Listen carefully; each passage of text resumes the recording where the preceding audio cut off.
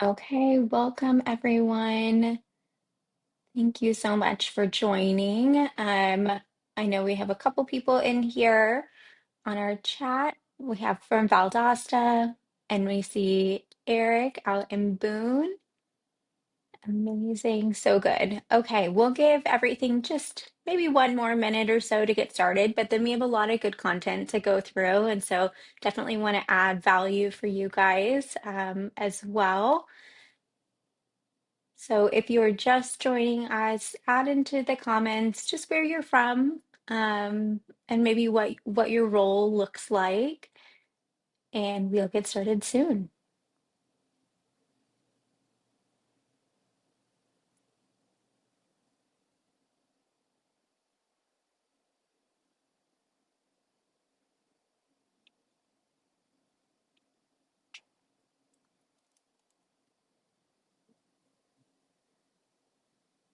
Georgia, Indiana, love it.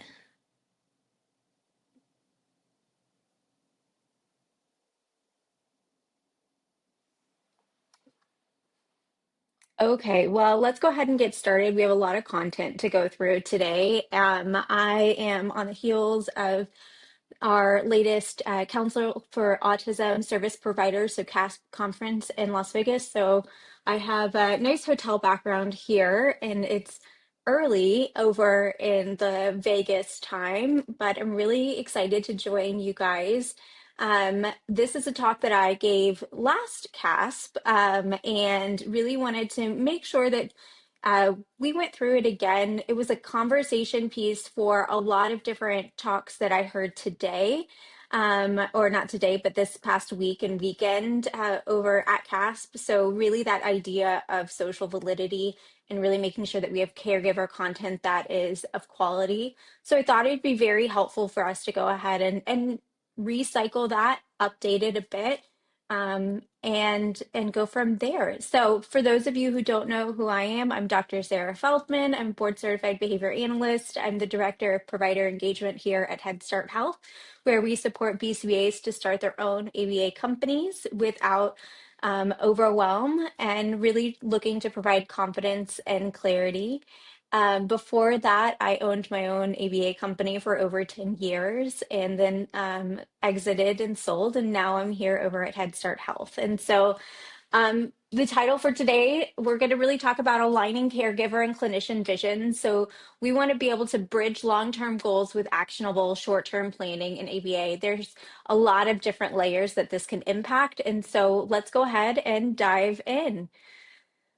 I am a person who really enjoys having visuals, and it's very helpful for me. So analogies are really helpful. And whenever I think about what we do here in the ABA field, I see very much parents being in the driver's seat. That's my ultimate goal as a clinician, is to make sure that I am empowering parents to be able to be in that driver's seat. And I'm just a passenger. I'm a passenger who is going to be there for a short period of time during that ABA experience, but I'm just a visitor. And so my goal is to make sure that parents are really equipped to be able to drive that car safely, and for the long haul. And so many times, whenever I first start working with parents, we will see drivers who look like this, right? So they are fully focused on the past, so what has happened. And we're stuck in a little bit of that kind of trauma cycle too, of these are all the things that have happened. My life feels really heavy, it's overwhelming, it's hard, and I have no permission to dream and to have that hope that's in front of me. I also have other parents who are very much just stuck right there on that current behavior challenge. And so, yes, we could dream, we could hope. There are other things that have happened before, but right now, all I'm focused on is this large behavior challenge. And that really controls the whole entire life. And so when I think about aligning caregiver visions, I really want to be able to teach our caregivers to, yes, notice what's behind you, notice what's in front of you, but also plan for the road ahead and that larger vision on there, and know that those obstacles are things that we can work through together. And so really, I want to have that good roadmap for us. So first, we're going to anchor ourselves in research on social significance and caregiver vision. We're going to learn how to create a vision alignment meeting. This is something that, if you go look at the literature, it doesn't exist. A vision alignment meeting is words that I use for my own personal practice, but there are a lot of really good Easter eggs throughout literature on social validity and caregiver value statements that you can kind of link to this. And then we're going to apply vision alignment to caregiver training. And then we're going to talk through how we're going to connect that vision alignment to everyday RBT actions with communication and caregivers so that RBTs truly are going to be the person who is kind of wrapping up all of that concept of caregiver alignment, caregiver visions into a day-to-day practice. And so let's first ground ourselves in kind of what the research tells us.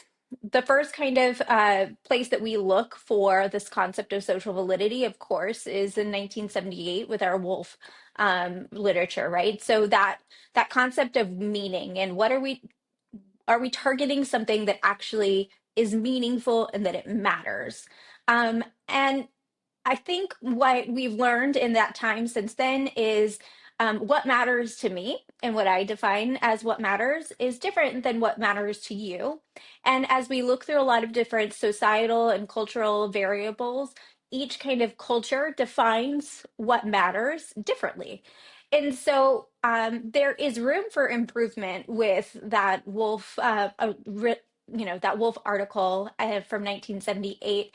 Um, I struggle to kind of decide exactly the literature that we need to make sure that we're aligning to here because there is a good breadth of literature that's the evolution of that Wolf 1978 article. But if you look at Choi 2022, you'll see, we're moving from this concept of meaning to alignment. And alignment is more of this idea of, okay, but progress and socially valid progress. So, my definition of socially valid progress is not necessarily always going to match my family's priorities. And so, it's not enough to just have meaning and socially valid meaning. We need to have alignment with the family. And then the Brown et al. Article, and I'm missing a date there, so I'll grab that for you. Really talks through about care. And so care must reflect caregivers' context and daily values. So we go from meaning to alignment to but so what, and that so what factor there.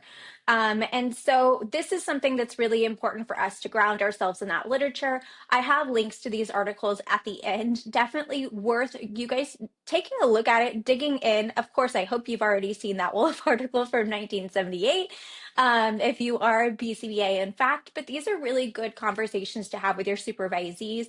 And I think that there's some really good conversations here to have with your RBTs as well. So I always like to kind of go back from a systems point and really think through, okay, what are all the different touch points I have with a caregiver or with a family? And usually that first touch point there that I have with a caregiver or family who's going to be new to our practice would be the initial consultation. This is a non-billable event. This is a chance for me to have a conversation with you to understand what your goals and what your hopes and your dreams are and really just make sure that we are aligned and that I can support you. And so in that initial consultation, I like to enter into this conversation with permission to dream. And I'd like to ask the question of what are your hopes for your child as an adult? Where do you see your kiddo in 10 years?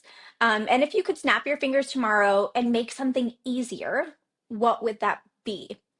Instead of coming from this idea of I'm the clinician, I'm gonna do this assessment, I'm gonna check boxes. Really, I'm coming from this top-down model of the idea of what is important to you, what are your values, what is your reason for seeking out ABA services, and what can I do to make your quality of life better? Because if we don't have that so what factor in there, really all of this is for naught. You lose the stickiness of your interventions and truly the whole point of what we're doing here in ABA is to improve quality of life for the children, families, and individuals that we're supporting as well. So um, I create treatment plans with the end in mind. So I like to look at the idea of what are caregivers' long-term goals, um, what skills need to be true in order for us to be able to achieve those long-term goals, and what are some urgent short-term needs that need to be addressed in order to immediately improve quality of life. And so this might be preaching to the choir for a lot of you, but for others, this might be something that's new. I speak to a lot of clinicians who are very assessment based first, and I think assessments are really helpful, and they can help drive some of those goals that we have. But truly, I see a treatment plan as a story and it's a narrative, and it is something for us to understand of if this is to be true and your dreams and hopes are that end goal, then what are the different things that we need to go through in order to achieve that? And so we start with that end in mind. I gave you guys just a little very straw man version of what that could look like. But really, that idea of we have long term skill visions and we also have long term behavior visions. And sometimes maybe those two things are the same, but sometimes they're uniquely different. And so if I have a caregiver who says, I would like my kiddo to live independently, in order to what? And we're going to ask that question, in order to what? I want my kiddo to be able to speak in sentences. Okay, in order to what? And that concept of order to what is something that's really prevalent in Peter Gerhardt's research as well. And so really trying to understand the reasoning behind it as well. So this is just a little bit of a primer of thinking through, okay, we went through that initial consultation. Now we're starting to think about our treatment plan in there, really with this idea in mind of having that long-term end in mind. That's going to help drive what assessments we should be using, not the other way around. And so if we have independent living skills that are the ultimate priority of that family, that drives the different types of assessments, and the multimodal assessments that we're going to use in order to create and develop our treatment plan here. And so when we have those kind of initial consultations and we have the privilege to ask those really important questions of what your long-term vision is, we're in a really great place. But sometimes that doesn't necessarily reflect real world of what happens when you inherit a case, or whenever vision drifts. And so I like to call these vision alignment meetings. So if I've had the privilege of having that initial consultation, then every time we have a, a reassessment or even a quarterly reassessment, we're going to look back and say, okay, let's do a vision alignment meeting. Let's make sure that we are on the right track. And then we are able to create space for our caregiver to really share what's working and what's not working and what their hopes are for their child. There are a lot of times that maybe that initial hope or vision is something that existed there at that initial consultation, but now it's morphed, it's changed. Perhaps we have more hope. Perhaps there's a new issue. If we're working with adolescent kiddos, and puberty is hit, there might be something that's completely new that wasn't on our radar 6 months ago. And so this is definitely an opportunity to have a really structured meeting to understand that vision for your parent. If you're going to go back to, our billable codes of 97156, this really wouldn't align with your 97156 because you're not actually directly implementing coaching and BST in this. This vision alignment meeting would probably be best served with your 97151 code of that reassessment in there. But of course, always look at your payers in there. So, hosting a vision alignment meeting, we would do this if we're inheriting a case. We would also do this if we were reassessing a kiddo. And then it's also really great and a really important opportunity to regain buy-in. So if we have a parent who is maybe feeling a little disconnected with the vision of what therapy looks like, this is a really good opportunity for us to regain buy-in or mutual understanding of the direction of therapy. And we've all been there. We've had that treatment plan that we thought really worked and it was going really well. And there's something else is going on, that's leading our caregiver to maybe not truly buy into what the overall vision is for our therapy right now. And in those moments, it's really helpful to pause and make sure that we're regaining that buy-in and that we're truly aligned with what their vision is. Because after all, this is their child. This is not our child, even though we feel really, really connected to them as well. So, what happens in that vision alignment meeting? Here are some of just core questions that I typically ask. And of course, take them, modify them, change them. You can add them in with some quality of life indicators and some true assessments as well. I would always suggest to have some sort of quality life measurement. But asking, tell me, what are you most proud about your child's accomplishment over the past 6 months? And start there. Listen, and so sometimes that kind of conversation can be a little bit tough because we come from this place of deficits of here are all the different things that we needed to accomplish. The mountain of things that we need to do is feels insurmountable, but having a nice poignant moment to really go back and think about what are the things that we are really proud of, and let's really celebrate the work that this kiddo has done over the past 6 months. The next thing is always very helpful and can be very humbling, and it's really important that you have that conversation, is what's been particularly helpful for your family over the past 6 months. This is our opportunity to truly listen and to understand what about the strategies and supports of our ABA program have been helpful over those 6 months. And then following up with what would you like us to start, stop, or keep doing at therapy? It's really important that we listen to those things and we don't have immediate responses, but we ask the questions behind the question there. And so if we're asking them to stop doing something, if a parent is asking us to stop doing something or start doing something, the immediate response might be to be a bit defensive and say, well, we are working on that, or we can't get to that yet. But really, for us, it's to listen and to ask the question behind the question, like Peter Gerhardt says, which is, in order to. And so if we want our kiddo to be able to speak in full sentences and you want us to work on not using the AAC device so we can focus on full sentences, my question behind that question would be, in order to do what? And usually we can peel back the onion layer there to understand, well, I want my whole family to be able to interact with my kiddo and have questions and answering. And so when I have the AAC device, I have parts of my family who don't feel as bought in, and perhaps they're not participating in interverbal conversations with my kiddo. And so that is a really helpful clue to understand what direction my therapy needs to go with that. Um, in my vision alignment meeting, I also like to ask, just thinking about your family's day-to-day life, what's the biggest pain point for you? This is a really good opportunity to sometimes maybe take the light off of just the kiddos that we're serving and understand a little bit more about the family unit. So maybe it's generalization of the skills at home. It could be sibling relationships. It could be that parents are not necessarily on the same page for behavior intervention strategies, or perhaps there's some differences in fidelity on how we're implementing those behavior intervention strategies. There could be simple fixes for that, like placing the behavior intervention, plan on the fridge, putting it in a flow chart form, making sure that we have really clear, simple fidelity steps in order to do that. And so this is a great question for us to understand. Are we on the right track? Are we planning for therapy in the correct settings? Are we targeting to support the right people in the family unit? There are so many different things here that we can do, but it's very valuable for us.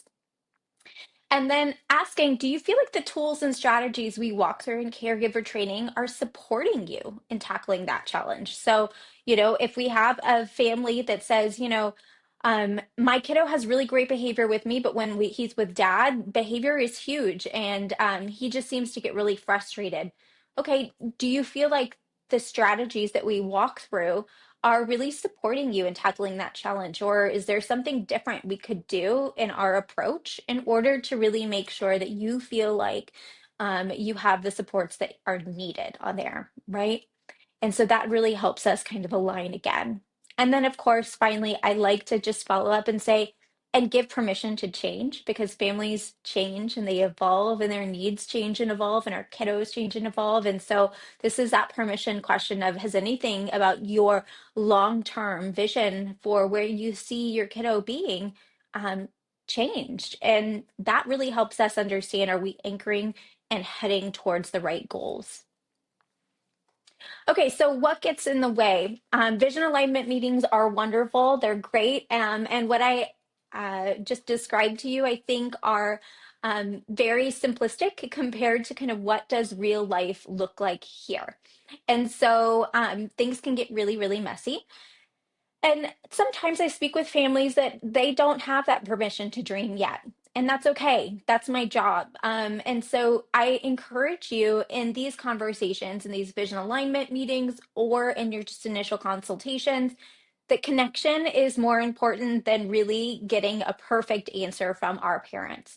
So this is your opportunity to really ask questions behind questions, like I'm going to say over and over again. And so here are some things that I typically see. So what happens if caregiver doesn't have a long-term vision? That's okay. Meet them where they are. We're going to ask questions. We're going to dream together. And so, if they have a 4-year-old, it might be really hard to understand where are we going as adults, and that's okay. But what do we see as elementary school? What do you hope for middle school? What are those different kind of steps together? We're giving permission to dream together. And that really comes with rapport building and pairing with your parent as well.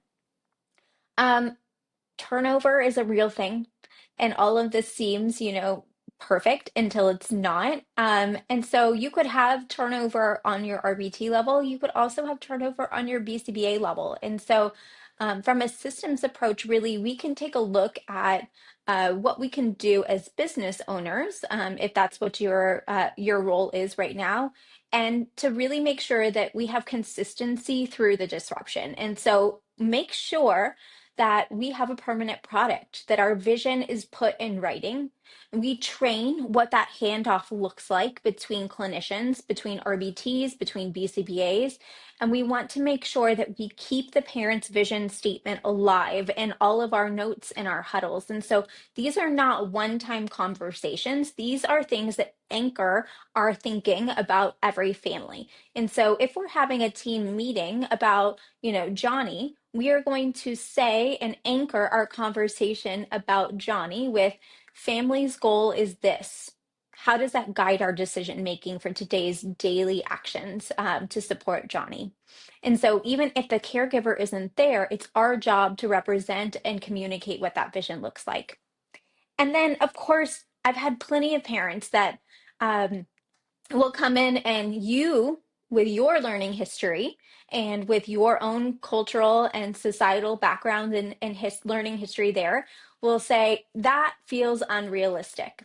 Your Where the kiddo that I see right now and what your dream is for them feels very unrealistic. And so there's kind of two things here. One is we need to understand what does our own personal learning history and what do our own personal values about what it means to be a member of society, how are those influencing the lens in which we look at what's possible for the kiddos that we're serving. So that's a big thought. That's worth a lot of conversation and a lot of self-reflection. And sometimes that can be extremely humbling.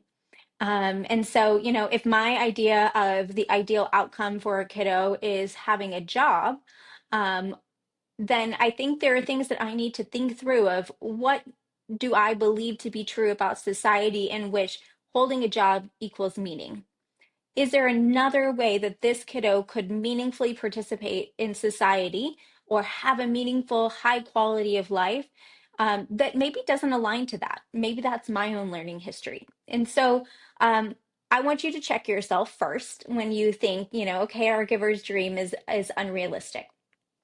The other thing I want you to really think about here is that we are here to bridge hope and science together with our caregivers. And the point of having that vision statement and having that long-term dream is to help inform what are the skills in which need to be true in order to make that happen.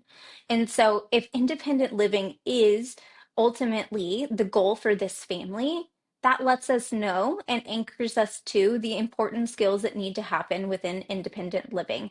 And so we can validate the dream, but we need to also be able to map out that first realistic step and anchor it towards that so that they feel like they have a roadmap. Remember, they're driving that car, and so that they have a roadmap of where they can go for their kiddo. And we're going to have ongoing conversations with these families. And so we have that permission to change your mind too.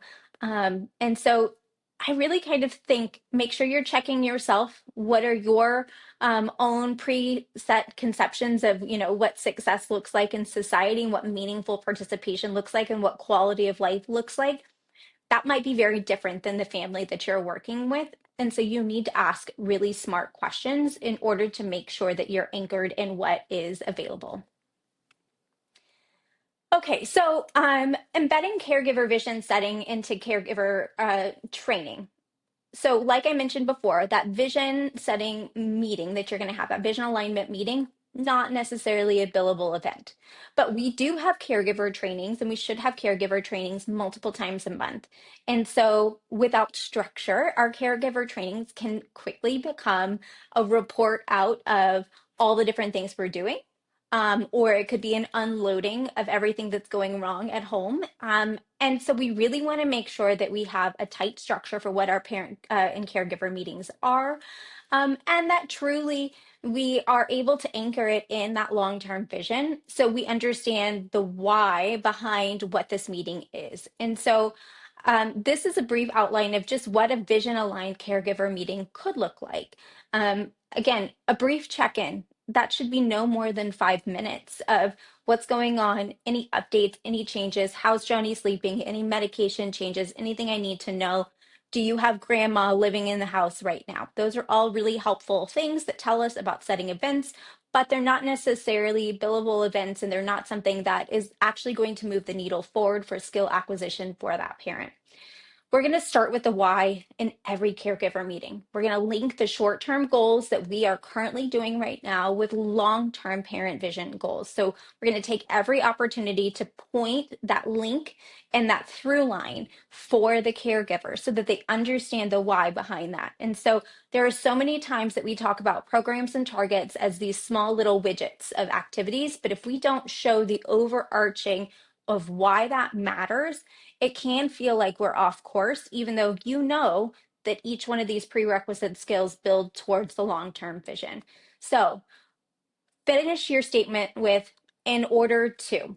So Johnny will manned 3 times, and this is a terrible goal, so don't write this, but Johnny will manned spontaneously 3 times within the hour, okay? In order to what?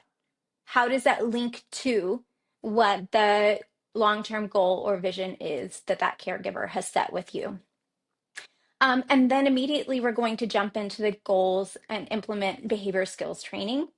And then this is not important to the vision alignment here, but it's part of my soapboxes.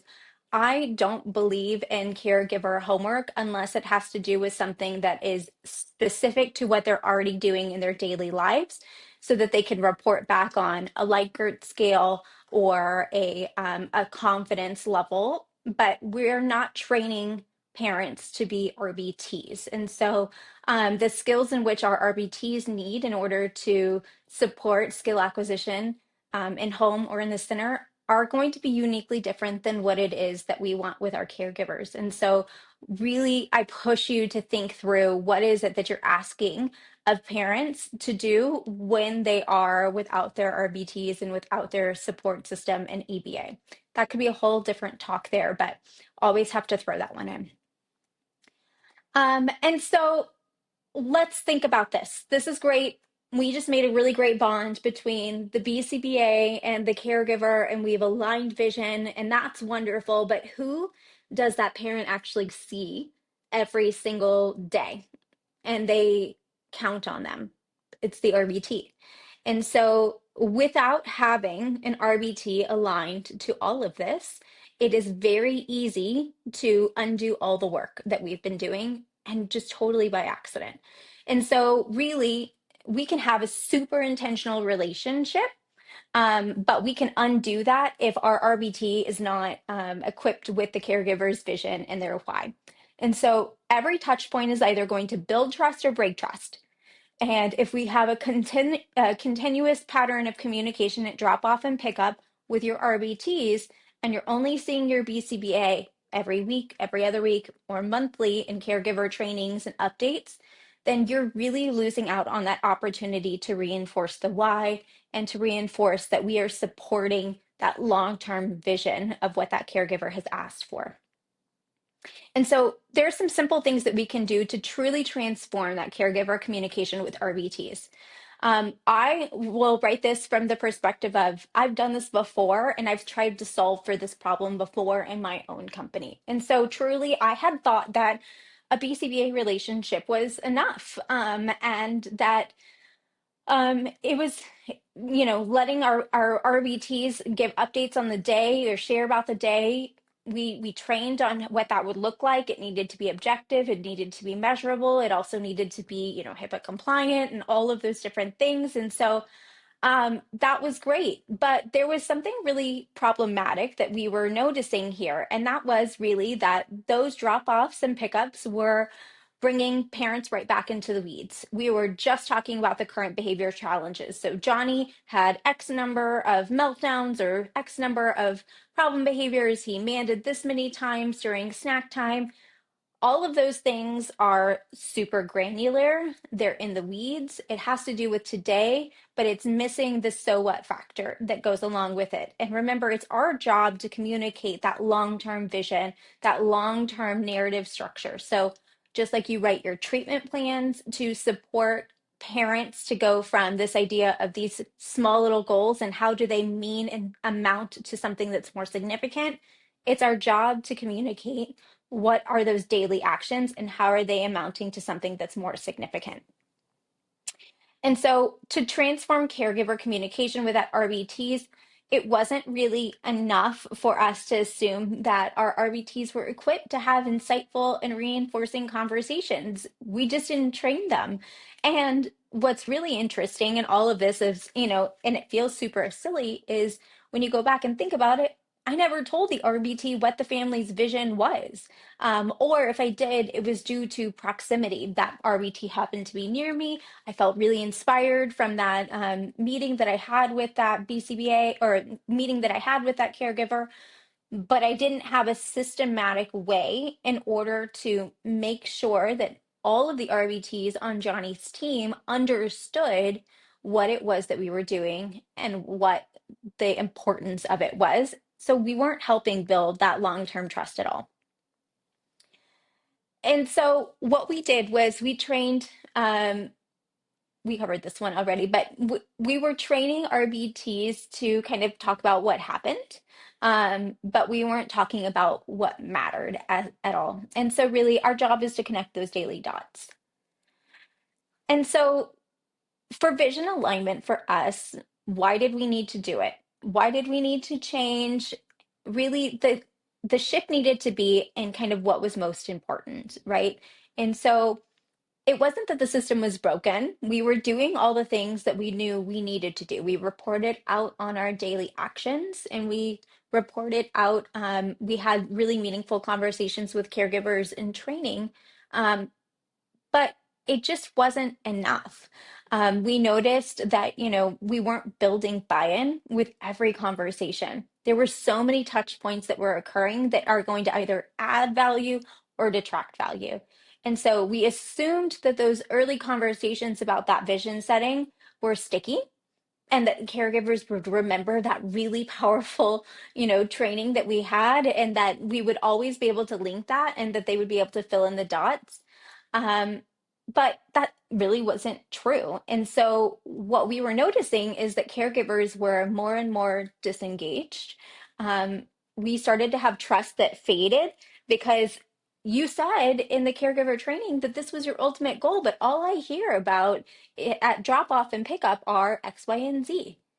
And so we were stalling the clinical momentum here.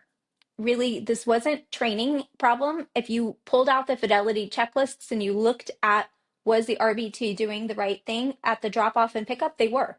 And if were you doing the right thing in the caregiver training? Absolutely. And so it really had to do with connecting the vision there and making sure that all of our systems and processes were working truly together. And so this was one of the simplest interventions I think we've ever had to do, is the idea of changing your take-home notes, right? If you work in home, that's okay. If you don't have a take home note, you have the verbal version of a take home note, right? And so the idea of having on your take home notes the short term goal and the long term goal for your client, repeated, and it's always there. So we would just have templates of that one for Johnny, and then Sarah would have her own, and then Ashley would have her own. Um, and we would change how we oriented the day, right? So we would put the in order to up at the top, right? And then we would talk about what are the things that we did today that helped drive towards that long-term goal. So in written form, we made sure that we had those short-term goals there and those long-term goals. But in verbal form, that was also what led the conversation with caregivers and support. So we started somewhere a little bit here. Of course, we had all these details here, areas I'm growing, areas I'm shining, what we worked on, all of that. That was really great. And we had transparency and communication, but we did not have the link to the why here. And so it was a very small change. It had very big impact, right? So for us, we were teaching our RBTs to be able to connect the dots between today and the future. So decreasing pinching right now is the family's main thing. That needs to be my main thing when I'm giving you your update. What did we do today that helped drive down and help support your main thing, which was pinching? Long term, I know that you really want to focus on living in supported living. So, what did we do today? And what are some of the things that we did today in order to orient ourselves and to drive towards that overall outcome and that goal, right? So, it has to do with re-anchoring your daily tasks. It's not that you're not doing the tasks, but it's understanding the overall vision and the why, and making sure that you've communicated that to the people who are actually delivering the supports there. So how do we know that this is working? How do we know that linking vision statements is working and supporting caregiver outcomes? It's increasing quality of life. Um, there are a few different ways that we can measure this. And they're all going to be more of our like lagging indicators here. So of course, we can look at our quality standards and make sure that we've got our leading indicators of fidelity and that we're actually truly delivering these conversations in the right way. But the lagging indicators that I would really charge you guys to take a look at are caregiver tracking of attendance over time, right? So are your caregivers showing up to training more than they were before? This can be a hot button thing. I think sometimes we say, well, a caregiver's not showing up to training. That's on them. Well, I would say let's turn it around and understand why. Why are they not showing up to training? And first, kind of look at what we can control, which is, are you delivering value? Are you delivering hope? Are you connecting them to the long-term vision and support of what they want for their kiddos?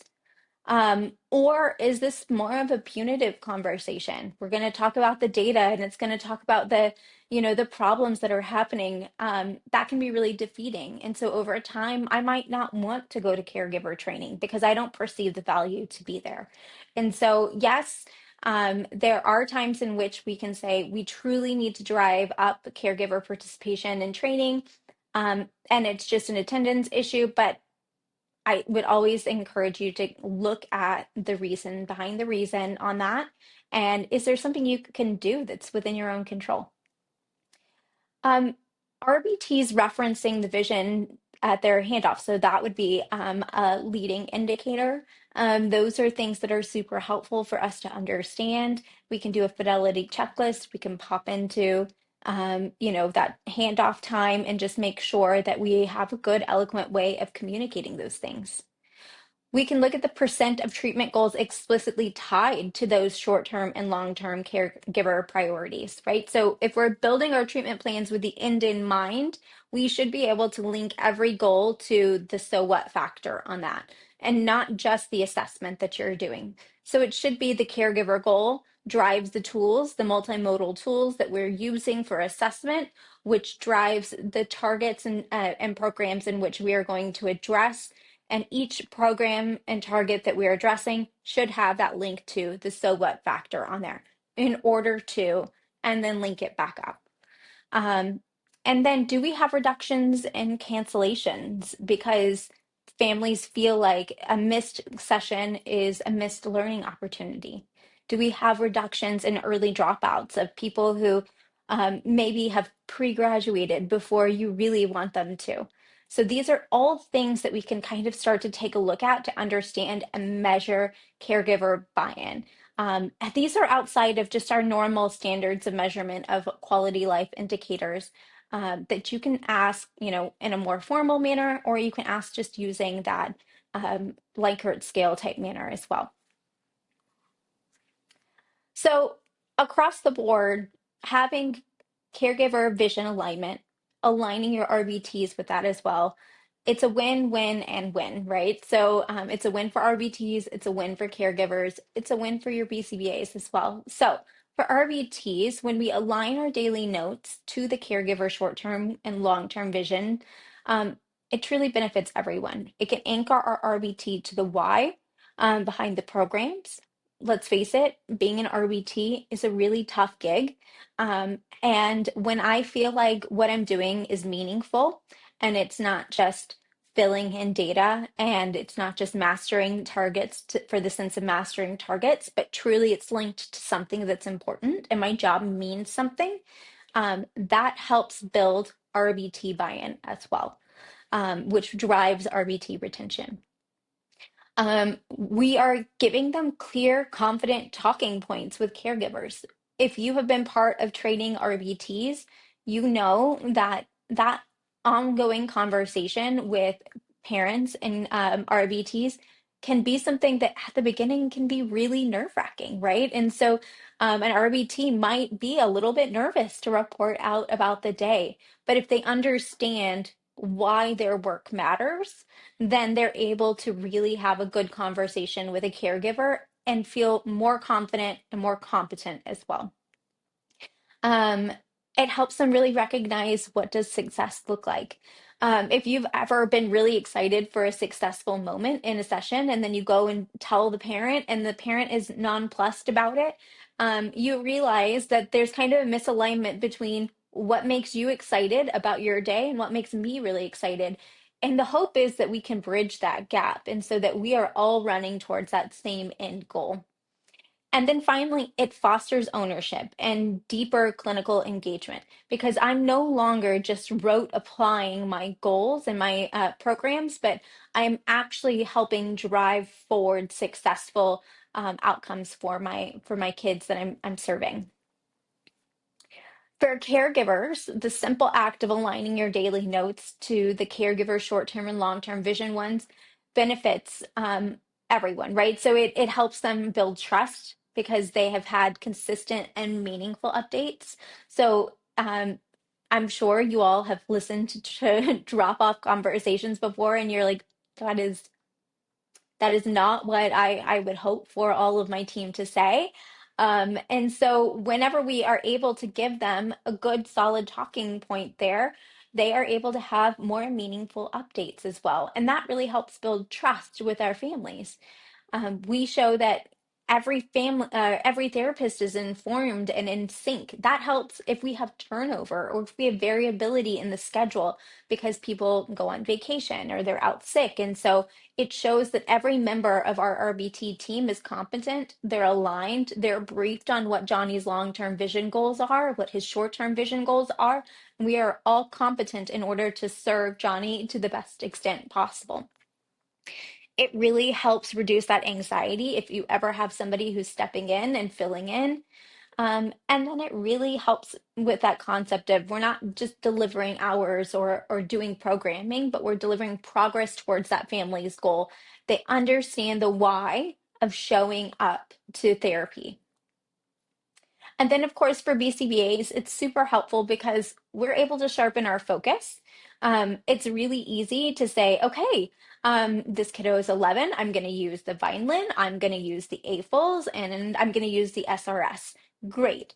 Um, but not so great. We need to pause and make sure that we have picked our goals and or rather, we've picked our assessments from the overall vision statements of what that family wants, right? And so we're able to sharpen our focus because, of course, we could address everything. But should we address everything? And the answer is probably no. We should address what's so socially significant and truly meaningful for that family, what moves the needle forward. So it helps us driving with thoughtful program selection. It makes me ask the question, does this program align with the long-term visions of this caregiver and family?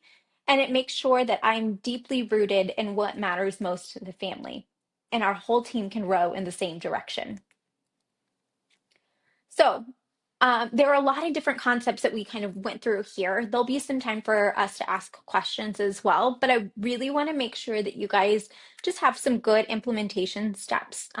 There's just a ton of research that you can do in this regard, but for me as a clinician, I really like the applicable nature of our science. And so I want to make sure that you know all of the applications here. So first, we can incorporate our vision questions into that initial consultation. So that would be step one.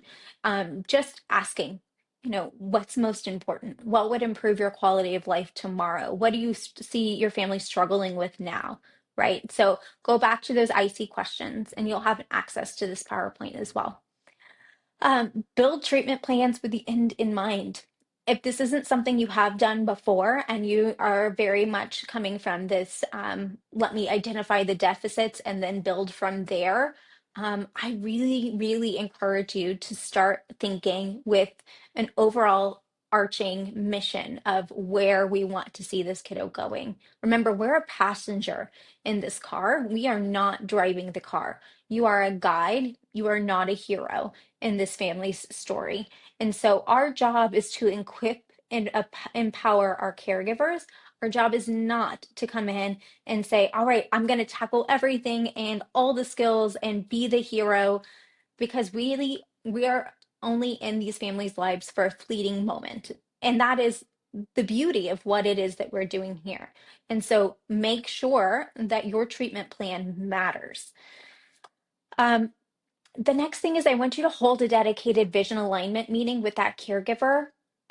If you did it at the IC, then do it again at reassessment, right before your reassessment happens, so we can use it to inform any updates we're doing to that treatment plan. If you've had it passed off to you, a case that's been passed off to you, do a vision alignment meeting. Of course, it's not a billable event, but it's going to save you so much time when it comes to buy-in and caregiver alignment that it's worth it. I want you to align on a right now goal that walks towards the long-term vision. So, what can we tackle today that's going to give you a win?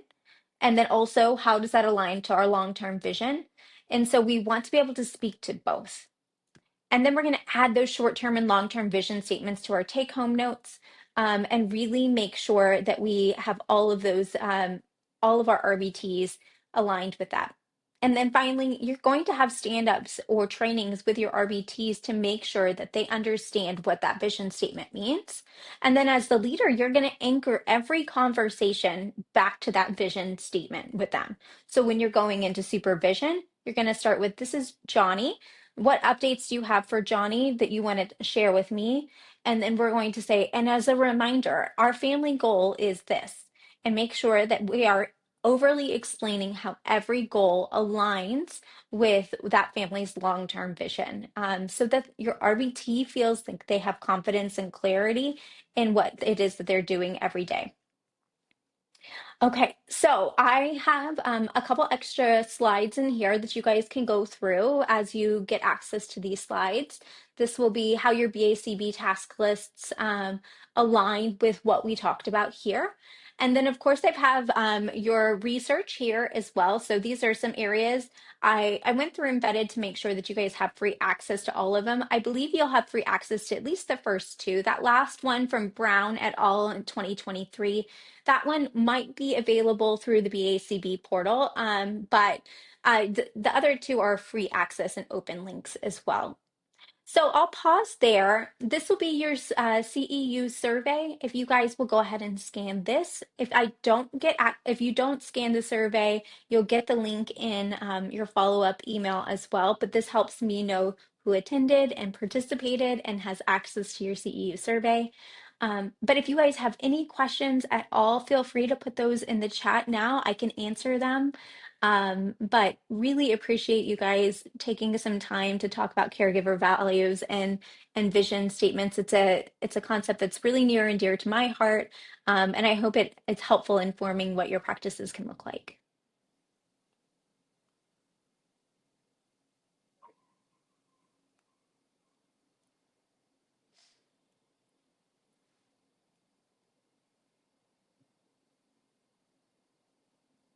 And I'll just sit here in the awkward quietness, you know. But if you have a question, go ahead and type it in that message. If not, scan that CEU survey. And of course, if you don't have time yet, you'll get this link in your email as well since you logged in as well.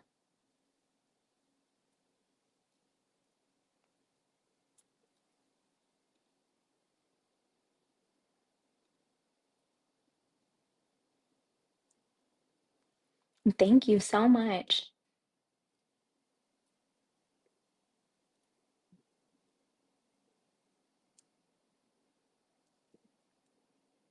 Okay, it looks like we don't have any questions as of now. So you guys will have access to all of my email. So feel free to follow up if you have any follow-up questions at all. And thank you so much. We'll see you guys in May for our next CEU event.